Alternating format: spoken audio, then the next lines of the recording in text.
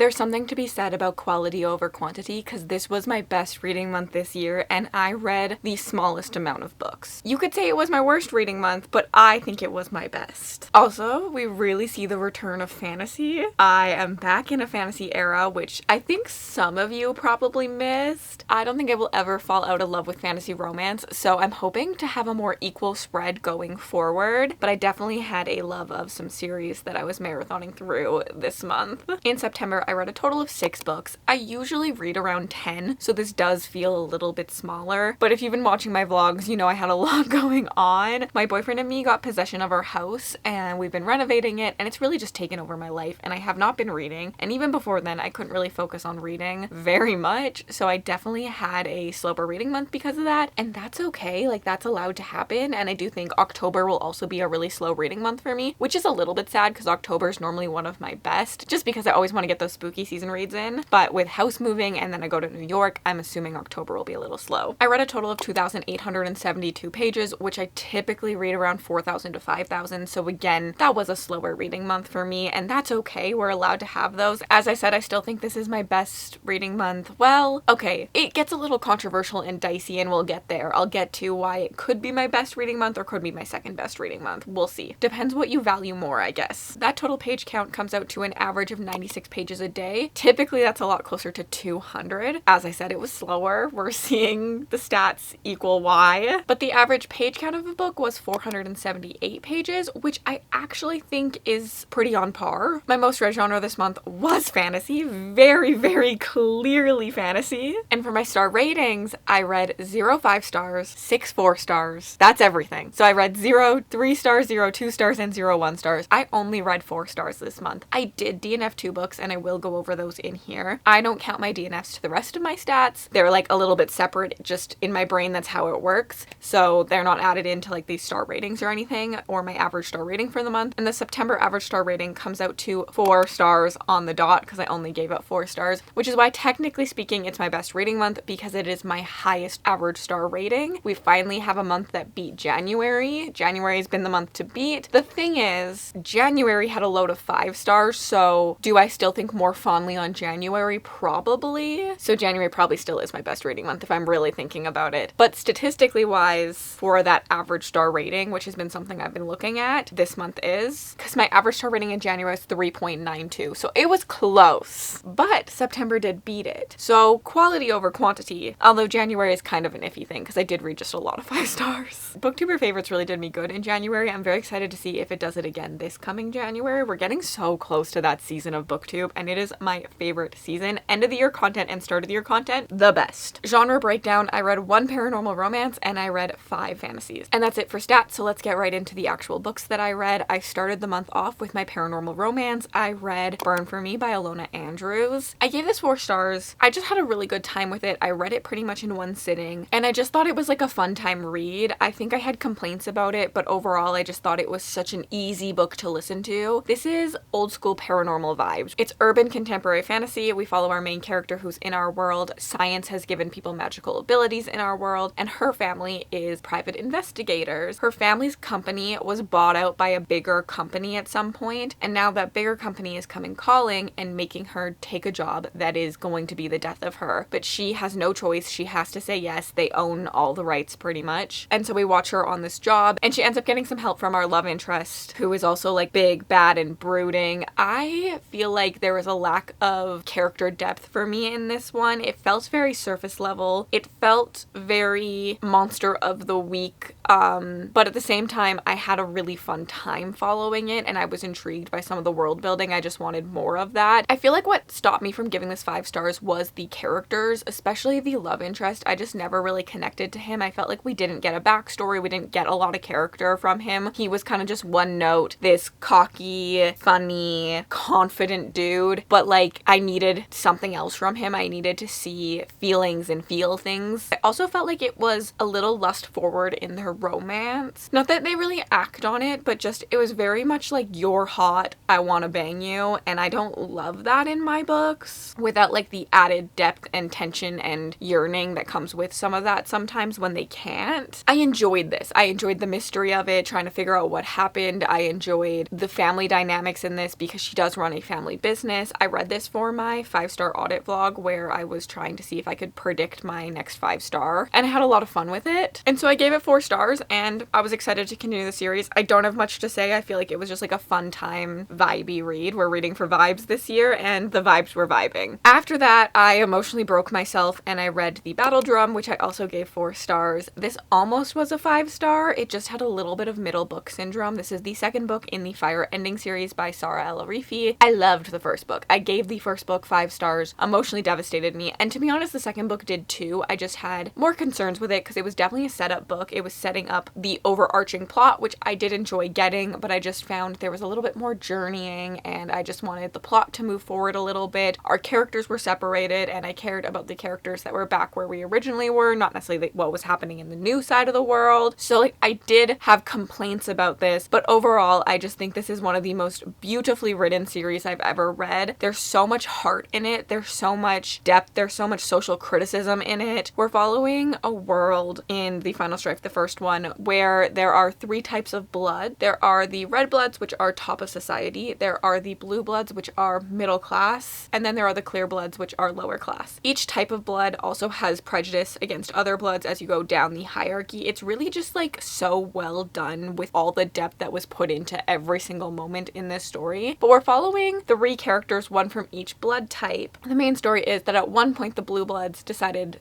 enough was enough and they wanted to revolt, and so they snuck into the houses of the red bloods, stole their babies, and then replaced them with their own babies. So then they took the red-blooded babies, raised them as their own in blue blood society with all the prejudice that comes with being a blue blood, so that one day they could compete in a tournament that the red bloods host to pick their next ruler. So then we'd have a red-blooded blue blood in power one day and we would take down the system. It's a remarkable series. It's so well done. I cried so much in this book. It really, really was so good. I cannot wait to read the 3rd book. It just didn't reach 5-star for me with that middle book syndrome, but I feel like the last book will. I feel like I will love that one just as much as the first, and I really need to get to it soon. Next up, we started my series binge. This could be a really short video because the next 4 books I read, so the rest of the books I read this month, were all from Dungeon Crawler Carl. I read books 1, 2, 3, and 4. Nobody is shooketh more than me that I loved these. I knew I wanted to try them because literally everyone I know likes them. All of my friends on Goodreads have given them 4 stars. Like, it's no bad reviews from any of my mutuals. And I was like, what the heck? Because the way I hear them described was not for me, but then I picked them up and I was like, this series is 100% for me. I think it's described as this fun time, lit RPG, video game inspired read, and it is that. It is all of that, but it's also a critique on capitalism. It's also a critique on humanity and how we've gotten to the places we've gotten. And it's so, so, so well done. My love of video games definitely enhanced my love of this series because if you don't know, Dungeon Crawler Carl follows our world. Aliens come, they smash the world. Anyone in a building dies because all the buildings collapse. If you were outside, you are given 2 choices. Stay outside and try and survive on your own, or enter the dungeons. The dungeons are like a video game system. You end up gaining points and skills and having different classes and things like that. It's very reminiscent of video games, which has been a new love of mine for the last 2 years. So I really did appreciate that. There's like pop-ups on the screen and things like that. And I think if you like video games, you could really appreciate it because it's something so different and unique to this community.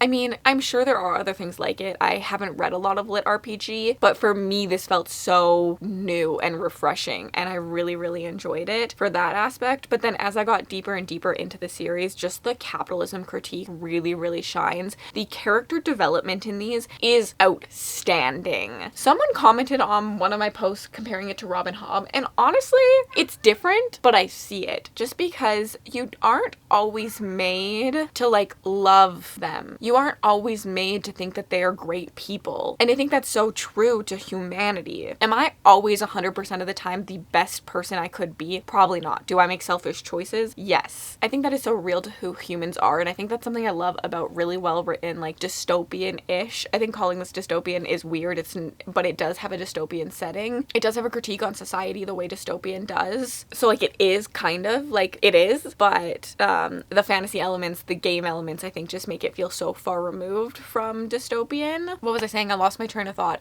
Well, I was just saying, I was saying that like I love when a good dystopian can really talk about the nuances in what makes humans who we are, and that is the good and the bad. And I love when we see characters that are not solely good. I love when we don't have just like a heroic character. I love the morally gray characters. I love the grittiness in them because I am a selfish person at times. You are probably selfish at times. And I just think that's so much more real to who we are. It's not so easy to just like take down a system when you're sacrificing everything you've ever loved. So I think that the like real moments in this story feel so real. I love watching these characters grow. I love watching them change. I love how they would say things in book 1 that they would never say in book 4 because that's how humans are. We grow, we learn, we have new experiences that we learn new things. I just think the character development in this is one of the best I've ever read. It does have a little bit of like boy humor is what I'm gonna call it, and that did really bother me in the first one, but I think as it's gone on, it's bothered me less. I can't say it's gone away, but it definitely has bothered me less, and it does feel really realistic to the character, and as he changes as well, I think some of his humor changes, some of the AI's humor changes. There's also talk on like AI and stuff in this. I just think that this series is so well done. I have loved so much of it. My favorite is still book 1, I think, but book 4 was a close second. The ending of book 4 and the way that politics and the capitalism situation escalated and like the take down the system escalated. Oh, so good. In that like epilogue, I dropped my jaw on the floor. I'm obviously very passionate about this. I've actually convinced Mel to read it, Monica to read it, my mom to read it, my dad to read it, and my uncle to read it since I read it a week and a half ago. I think I started these 10 days ago. And yeah, so I'm having the time of my life because I just think there's so much good in this story, so much that I've loved about it, so much realness, so much rawness, and the critique on capitalism I think is really good. It's not necessarily, it is take down the system, but it's not as in your face as a lot of like dystopian I think is. So like the Hunger Games, Katniss Everdeen is a hero character. Katniss Everdeen makes all the right choices and we take down the system. It's very clear, black and white. I love that story for it. I think we don't need to always have things hidden and people aren't getting messages. So I think things like that are so wonderful. I love the Hunger Games series. I think it's impeccable. And I think this is a different take on something like that because Carl is not a hero character in the veins of like Katniss Everdeen. He is selfish. He makes bad decisions. He's not the best character at all times, but you see him working and growing and wanting to still take down this system, and we are all part of the problem even if we don't see it, and it's kind of shedding a light on those things, and I just think it's so well done. I loved this series, so 4 stars across the board for all of them. I cannot wait to get to book 5, and that's literally all I have to talk about for books read, but I did DNF 2 books this month as well. I ended up DNFing A Tongue So Sweet and Deadly, which is a fantasy romance that was going around on Book Talk. It was actually my book club book on Patreon, but I did not like it. I don't have a lot to say. I just like thought it was very surface level and I couldn't tell who the love interest was, and like that was not good. Like I felt like she was trying to make us like both, and so I didn't like either because neither was like well fleshed out enough, and I just felt like there was a lot of like one of my biggest pet peeves, which is when characters have something but it's like a secret but they keep bringing it up. She had this trauma in her past and it affected her, but she couldn't say what it was, but she kept bringing it up. I just felt like it was supposed to be this big shocking reveal at the end when we found it out, but like I don't know, I just like don't bring it up so much. I hate it. I hate when like characters are like, oh, I know exactly what could help you, but it's not time yet. Dungeon Crawler does kind of do this, but like it makes sense with the video game aspects. If it makes sense, I'm okay with it, but I just think people do it for like plot reveals later. And the other one I DNF'd was White Hot, which is the second book in the Hidden Legacy trilogy by Alona Andrews. So I read Burn for Me and gave that 4 stars earlier this month, and then I read the second book and I DNF'd it. Sadly, it just did not work for me. I wanted to love it, but I feel like I had all the same problems that I had with the first book, but I was having less of a good time with it because it felt like a copycat of the first book. I do think this is very normal with like paranormal romance back in the day of being like very monster of the week, but I don't think that's my taste, and I really struggled with not having an overarching plot and just being like, oh, we're on a mission again with the same guy. It feels exactly the same as book 1, like literally exact same setup for like mystery and also romance, and so it just wasn't giving me anything new, and so I ended up DNFing it, and I'm not mad about it. I DNF'd it pretty far in like 60-70%, so like I did make a good chunk into it, and I just wasn't vibing, and there was no point in me continuing on for a 6-book series that I wasn't going to love. So that's what my month looked like. Let me know what your best book of the month was. I can't choose. I loved all of them so much. Like it was a good month of 4 stars, so don't make me choose, but I'll make you choose in the comments. I'll leave the vlogs I created up on the screen for you to check out, and have yourselves an absolutely remarkable day.